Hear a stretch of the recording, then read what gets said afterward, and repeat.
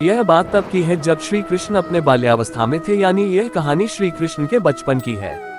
उस समय ब्रह्मा जी को पता चला कि भगवान विष्णु स्वयं श्री कृष्ण के रूप में पृथ्वी पर अवतरित हुए हैं, तो उनके मन में श्री कृष्ण के दर्शन करने का विचार आया। वह ब्रह्मलोक से पृथ्वी पर आए और देखा कि अपने सिर पर मोर मुकुट को धारण किए एक बालक गायों और ग्वालों के साथ मिट्टी में खेल रहा है। यह दृश्य देखकर ब्रह्मा जी को विश्वास नहीं हुआ कि यह बालक विष्णु जी का अवतार है, लेकिन बच्चे के चेहरे पर अतुल्य तेज था। यह देखकर ब्रह्मा जी ने श्री कृष्ण की परीक्षा लेने का विचार किया। उन्होंने सबसे पहले गायों को वहां से उठा लिया। फिर जब श्री कृष्ण गायों को देखने के लिए गए तो उन्होंने वहां खेल रहे ग्वालों को भी उठा लिया और अपने साथ ब्रह्मलोक ले गए।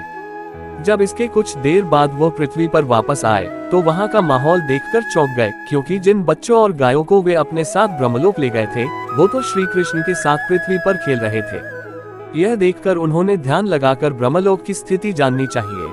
उन्होंने दिव्य दृष्टि से देखा कि सभी बालक और गाय ब्रह्मलोक में ही हैं। यह सब देखकर उन्हें श्री कृष्ण की लीला समझ आ गई और उन्होंने हाथ जोड़कर उनसे क्षमा मांगी। साथ ही प्रार्थना की कि प्रभु मुझे अपने असली रूप के दर्शन दे। तब श्री कृष्ण ने ब्रह्मा जी को अपना विराट रूप दिखाया। श्री कृष्ण के उस रूप के दर्शन करने के लिए कई और ब्रह्मा भी वहां पर आए गए। उन ब्रह्मा में कुछ 3 सिर के, कुछ 4 सिर के तो कुछ 100 सिर के थे। अपने अलावा अन्य ब्रह्मा को देखकर ब्रह्मदेव ने श्री कृष्ण के विराट रूप से पूछा कि प्रभु यह कैसी लीला है आपकी। इस पर उन्होंने कहा कि हे ब्रह्मदेव, इस जगत में केवल आप ही एक ब्रह्मा नहीं है। जगत में कई सारे ब्रह्मांड हैं, जहां पर कई सारे ब्रह्मदेव मौजूद हैं और प्रत्येक का अपना अपना कार्य है। यह सुनकर ब्रह्मदेव ने उन्हें शीश झुकाकर नमस्कार किया।